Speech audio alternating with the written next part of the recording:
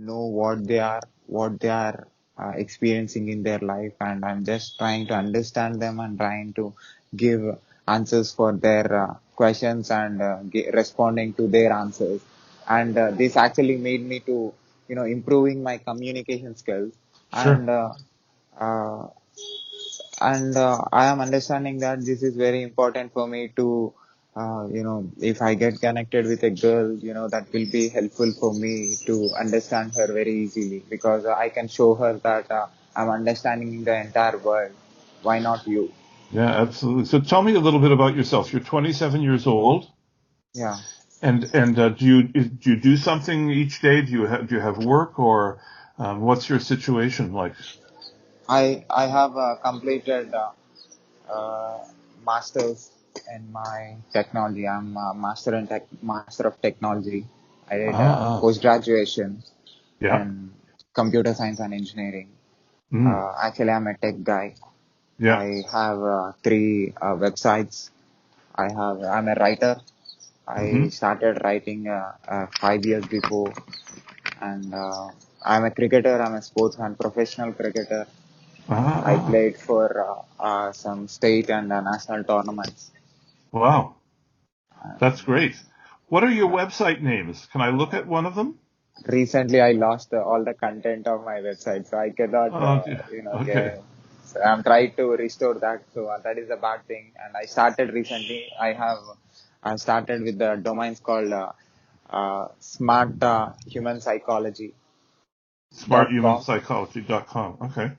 and Smart Computer Science.com. I started rebuilding the sites, yesterday, and I'll try to put content from today. Yeah. Oh, that's Yeah. wonderful. I'm a writer. I become speaker from last 60 days to, I thought that speaking actually makes me to connect with human beings more than writing, but writing actually made me to become a good speaker. Yes. So, I don't want to stop writing. Writing actually made me to use the perfect words which makes person to understand who is talking with me. I can use the exact words to express my thoughts. And whatever you said was you are very near to my way of thinking. Even I used to think that my senses are collecting the information that no other human body senses collected the information. So I stopped comparing the information that I have with other information. Then I started completely being myself, Yes. completely expressing what I am seeing and what I am listening and what I am understanding, what I am collecting, the taste, the smell, the touch, the visuals, the sound. So I Yeah. started explaining this in my blog, and I'm trying to know others' others' collected information, and I'm trying to project it through my YouTube channel. And my goal is to do 4,000 videos, and my intention is to show the world that a human being can connect with any human being on this planet uh, if he understands other human being. So, Yeah. and you said that it is not possible for a human being to understand other human being completely. I totally agree with you. I completely, believe that. And you said you have more experience than me, but luckily in this age I'm understanding, like you. Yeah. It's So, interesting. What's your YouTube channel called? smart cherries thoughts. Smart Cherry Thoughts. Okay, good. Yeah. Well, listen, I'm very, very impressed with what you're doing. I'm very impressed with what you're doing. I think it's really, really interesting, and the goal to interview people from around the world will give you a lot of insight. When I was 18 years old, when I finished high school, I hitchhiked around the world. I took a year. I had a scholarship to university, but I wanted to understand the world better, and I went with a friend, and my friend and I split up. We split up when we were in North Africa, and then we met again in India, and we met in Calcutta. And so I spent a year away from home, and a lot of different countries and a lot of different experiences. I had very little money, so that I was always spending my time in inexpensive hotels or, having people put me up or whatever. But I learned an enormous amount from being exposed to lots of different people. It gave me a really wonderful sense of the world. It it bothered me a lot to be so um, well-to-do in a world that was so poor. When I arrived in Calcutta, I arrived in the train station. I took the train across the northern part of India, and so I was in the Howrah station, and I took a rickshaw into the city, which was quite a long distance, and over the Howrah Bridge, quite long. And I didn't really want to take a rickshaw because the idea of a human being pulling me, it really bothered me. It was I just found it really distasteful to think that a human being would pull me, and but I did it because I felt that there was another idea, and that was that this was this man's work. This is how he made his living. This is how he fed his family. And so I did it, and I paid him money, and I felt afterwards very conflicted. The man was as old as my father, and he was doing this heavy work, pulling this thing, and a terrible physical burden. And I felt embarrassed and ashamed that I was making another human being pull me like that. But there was a countervailing idea that, I was helping him too, helping put some money in his pocket. But to experience that duality was very, very important to me. It was very, very valuable. It really changed my life. It changed everything. And when I got home, I couldn't adequately explain it to my friends. They simply didn't understand what I was telling them about some of the things that I had experienced, and they simply didn't know. One day I was in Delhi, and on Connaught Square, Connaught Circle, there was a woman who had two little children, and it was a very hot day, and the pavement was very hot. This was in the wealthy part of Delhi, and she lay down on the ground, and she had a black shawl, a big shawl. She pulled the two little children into her, and then she stuck out her hand. So, all you could see was her hand and this black blanket covering herself and the children. It was heartbreaking for me. I've never forgotten it. I've never forgotten that sight, and I never will forget it. And, and it taught me an enormous amount about what the world is, and I can't say that it made me a better person. I think, I hope it did, but I don't know that for sure. Um, but I think that what you're doing is something very similar. You're understanding people and talking to people from around the world, and I think that that's going to give you great insight, and it will be really wonderful for you, in the present and in the future. I think it's really important. Yeah. I understood that even after, having good, certificates of education, I have completed masters, and I can get a good job. I can earn salary. I can Hmm. have good money because I have everything. I have enough knowledge in my head.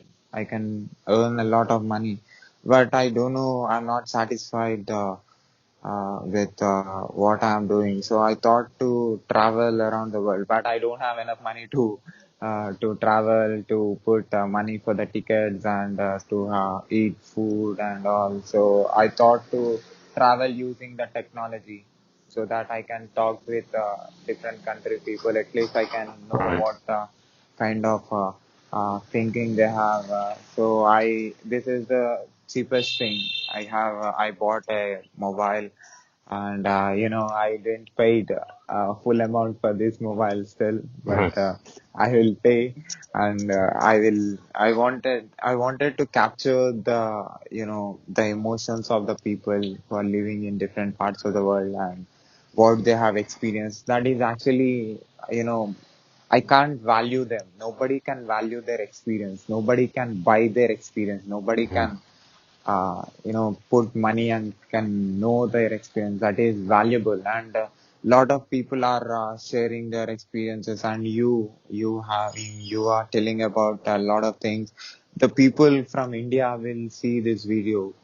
The people from I have about 192 subscribers, and Hmm. all are from different parts of the world. Nobody is unsubscribing my channel.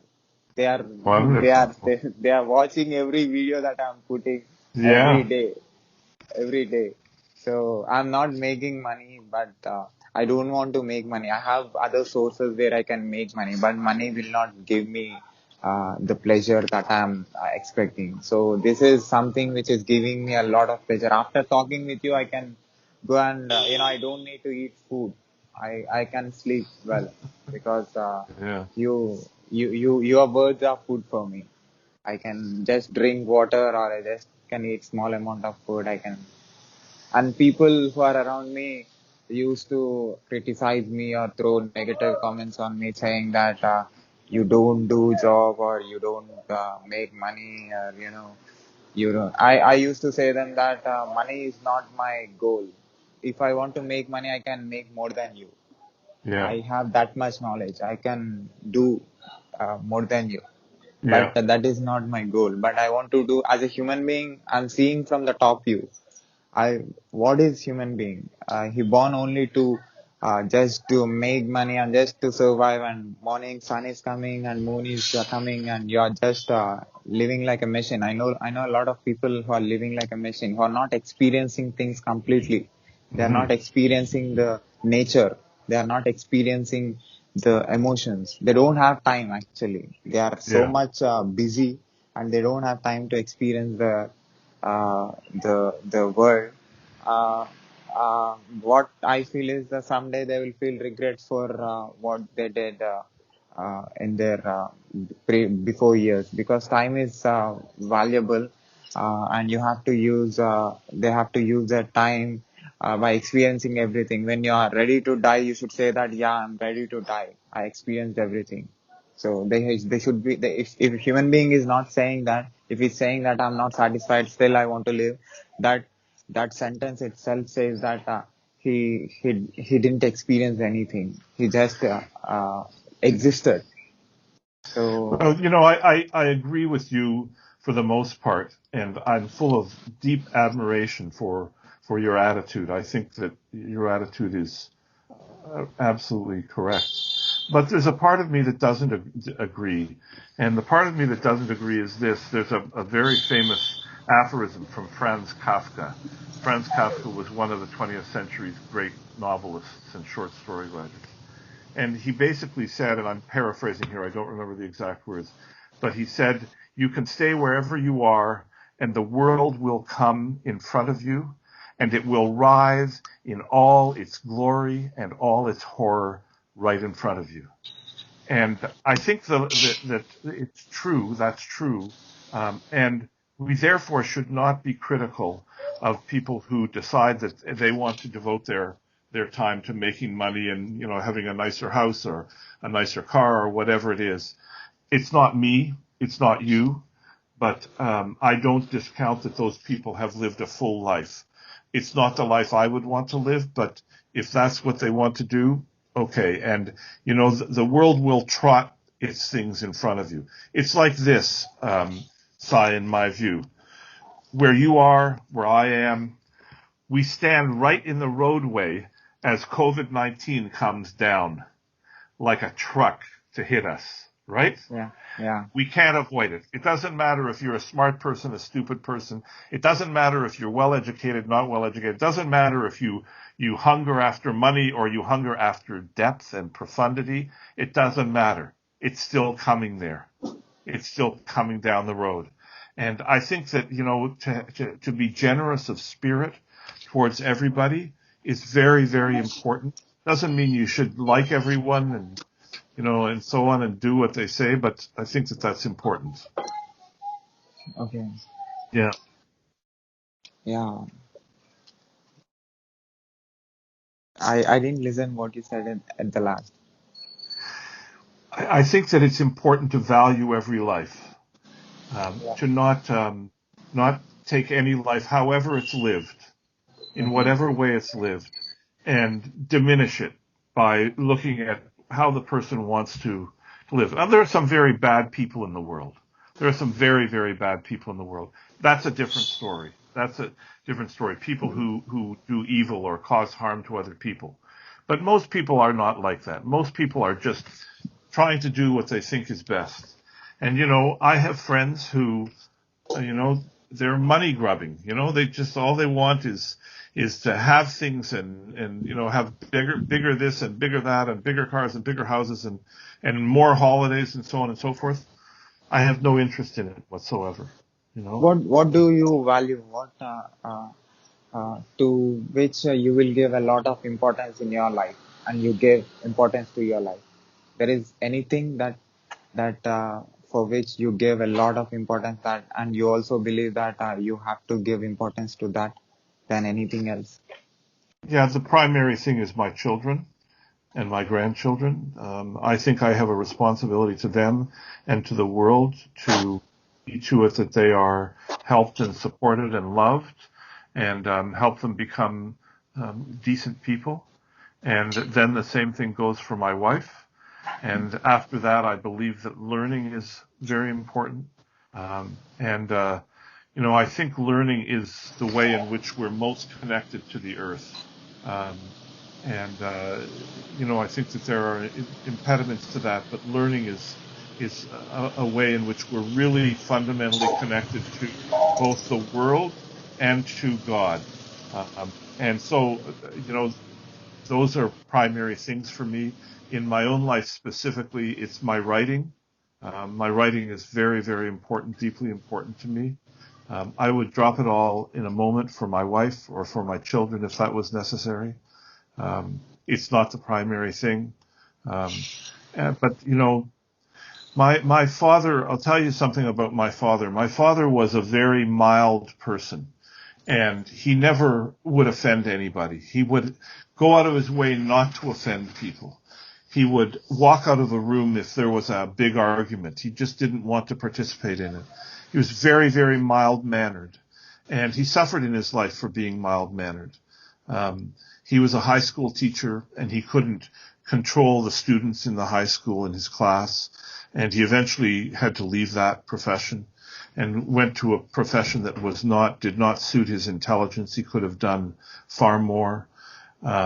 He was really, in some ways, very ineffective in terms of his ability to live in the world. He didn't really understand the world. He couldn't navigate in the world easily. It was very hard for him. He wasn't somebody who thought, oh, I have to make more and more and more money, or this is the way I have to go. He was just a very, very gentle person. He would help anyone in any circumstance. Never heard him raise his voice. Never heard him get angry at anybody. None of those things. And when I was a teenager, that bothered me. It really bothered me a lot. And one of the reasons that I hitchhiked around the world was that I felt very weak as my father's son. I felt here is a man who is himself ineffective in the world, and I felt I was ineffective in the world. And when I hitchhiked around the world, I really did so in order to become strong and to let go of my father's weakness, to not have that as part of me. But as years went by, I started to have a greater appreciation for his gentleness. I had a greater appreciation for the kind of things that he taught me, how to deal with people calmly, effectively, fairly, to be honest. These were very, very important things to me, and I think that in some ways I learned more from him than from anyone else. And it's helped me enormously in my relationships too. I have not been a perfect human being, but I've tried hard to treat people well, and I've failed a lot. But more and more as I get older in my life, I feel that he had something to teach me. And when I came back from that trip, I thought, okay, you know, I understand now I can be strong. I don't have to worry about him and who he is. And, this is who I am. I'm different. I'm completely different. The lessons he had to teach me were of no value. I'm a strong person. I can go out there. I can succeed. I can become a success. I can make money. I had these notions, these ideas, right? But as time went along, I understood far more the degree to which he was a good person and that he led a very successful life. And, those issues are more and more and more important to me. I would say, in fact, the things that you espouse, you're much more advanced than I was at that age. At that age, at your age, 27, I understood very, very little. I think you understand a lot more. So, it's just a constant change in how you learn and advance or progress or move sideways or backwards or whatever it is. We have this whole thing about progress too, that we constantly want to progress. We want to accomplish this and accomplish that. And I try to get that out of my mind. I try to do the things that I love to do and hope that, it goes okay. And, if I don't, for example, ever get a book published, I'll be fine with that. It's not going to trouble me at all. I don't have any concern about it. I love to write. It's what I like to do. It's if I write and eventually when I die, a few people read the books or the material, it's fine with me. And if nobody reads it, that's fine with me too. I don't think the object is to be a success in the world. I think the object is to be an honest, decent person. And I think if you're an honest, decent person, that should be all that you ever want. Awesome. Yeah. You told the right thing as a human being. And Oh. I want to know what exactly worked for you to be happy most of the time. What actually worked for you? Well, I do get depressed quite often. I get very, very down and low at times. But what makes me happy is doing the simple things. I mean, we're working now to try to sustain our business so that we can live from it. And I will be successful at it. I'm not concerned about that. I write every single day. I talk to my children all the time. I have one daughter in Australia and two daughters and a son who live about an hour away from me. I'm very, very close to my wife. We're very close. We talk a lot every single day, and we enjoy a lot of things together.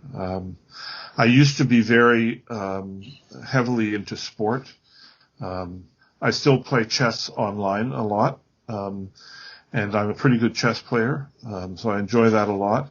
I was a badminton player up until November of 2018. Then I had two artery blockages, and my heart specialist tells me I should not play badminton, so I can't play badminton anymore. I love the sport. I follow it internationally, and I really like it. And I played it in high school as well, and I really like basketball. I played basketball for a lot of years of my life. I have no idea about cricket at all. There was a park near the home that we lived in when I was a kid, and they played cricket there, but I never learned how to do it. My son-in-law in Australia is a big cricket fan, He's a big cricket fan, but I know nothing about it at all. I'd like to know a little more about it. I should take some time and learn something about cricket. But I follow basketball a lot, and I follow baseball. I like baseball. And I play chess, and I follow the great chess masters and so on. And I play online. I have 30 to 50 games going at any one time. So I play a lot, and that gives me pleasure. And walking gives me pleasure, and biking, and various things like that. Today we went on a wonderful bike ride. I've really just been getting into biking, and the other thing is I have a motorcycle too, so I'm out on the motorcycle a lot. And I enjoy that. Gives me a lot of pleasure as well. Yeah. Where do you live in Canada? I live in Toronto, in Ontario, right on the northern shore of Lake Ontario. Yeah, it's a very big city. It's about 4.5 million people, I think. It's a pretty Okay. big city. Yeah, and it's a wonderful city. It's very multicultural. Um, when I went to high school, there was one black girl in high school, only one. There were no Indians. There were no Pakistanis. It was all white people. Um, and when my children went to school, 2 decades ago, basically, or 15 years ago, there were a lot of people, Indian people, Pakistani people, black people, Jamaicans, Trinidadians, American blacks. Now, today, there's even more integration, more people from all over the world. And I love that. Canada's had a very liberal immigration policy, and I love that. Huge Indian communities here in Canada, very, very big Indian communities. And it's, I really like that. And Toronto is a wonderful city that way. It's a peaceful city. It's generally a very clean city. There is some violence in here, but not an awful lot. And our governments are generally pretty good. Our governments have done a pretty good job on COVID after a bad start. We have India is a complete mess right now with COVID. It's really in bad shape. India, I think, and the United States is in horrible shape, and they have that awful man Trump leading them. But Canada's a very pleasant place to be. It's a very pleasant place to live. Everything that you need, you have here. We live very close to the lake. We live about 500 meters or so from the lake, something like that. So we're down to the lake a lot. My wife in particular goes down there a lot. She walks or bikes every day. And so it's it's very easy to be happy. And again, if your children are doing okay, you're doing okay. So my children at the moment are doing okay. So it's that's what it is. Someday I want to visit Canada. If you give me chance, if you give me your time, I'll meet you. I would love to have you here. I'd be happy to put you up in my house. When you come to visit, I'd be very happy to do that. Um, if you send me an email, you can see my email on Instagram. You send me an email, we can start to correspond a little bit, and I would love to have you here and to show you around, and and I think you'd like it here. Yeah, I think you'd really like it here. Definitely, because I never thought that I'll talk with a person, who has, huge information about relationships and understanding about the relationships. I think you're the only person uh, with whom I felt like I have to learn a lot of things. I did a lot of videos with different country people, and I also did with a person with 65 years old. But you actually drawn my attention. You made me to think about you and think about what you said. Well, I appreciate that. Just don't invest me with too much wisdom. I'm not that wise. I'm not that smart. I'm not that smart. I just have some of my own ideas. That's all. But I love the way you be and I love the way you express. I think you are extraordinary because you are being yourself. Well, I try to be, but yeah. So can I put this video on my YouTube channel with your Yes, permission? absolutely, absolutely. Yeah. I will talk with you again if you be free and if I get any thought, if I want to ask some questions about anything, I'll try to show to my audience. This is 1 hour video. If it is possible for 15 minutes or 10 minutes, whenever you're free, I'll try to capture some more information. Anytime at all. Anytime at all. Is the correct way to say your name Sai? Is that the correct way to say Yeah, it? correct. Yeah. How do you say your name? Sai Chara. Sai Chen. Yeah. Yeah. Sai. I'll tell you something you might find funny. So my mother was Dutch, and the name she gave me was Simon, Simon, which is the Dutch way to pronounce the word Simon. And when I was in school, my teachers had a hard time with it, and they usually mispronounced my name. So I changed my name first from Simon, which is what I was called. I changed my name to Sai, and so my name was Sai, and I spelled it S-I.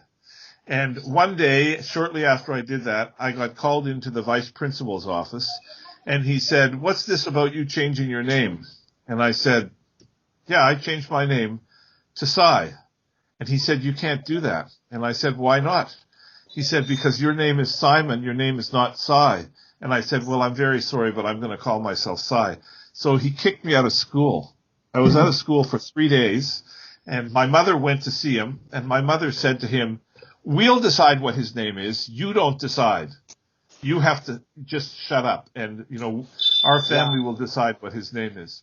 And correct. anyway, so I called myself Sai for a long time, but then after a while, people spelled that wrong. They didn't spell it correctly, and, I thought, okay, I'm going to change it. I'll make it Simon now for good. And so that's what I did. So I made it Simon permanently. Okay. Yeah. In the bracket of your name on the display of this video, I'll put Sai, Simon, and in bracket SI. All right. That's fine with me. Yeah, because you love that name, I want to put that name. Sure. That's fine. I'm happy with that. No problem. Yeah. Yeah. Thank you, Simon. Thank you so much for giving your valuable time and telling me a lot of things and allowing me to talk with you for 1 hour. So, Charan, I really enjoyed it. Thank you very much. Thank you. It's very Yeah, nice to meet you, and I look forward to talking to you some more. Send me an email, okay? yeah, definitely. I'll send you email for sure. Yeah, Okay. Great. yeah. Thank you. Thank you. Take care. Yeah. Again, bye. Bye-bye.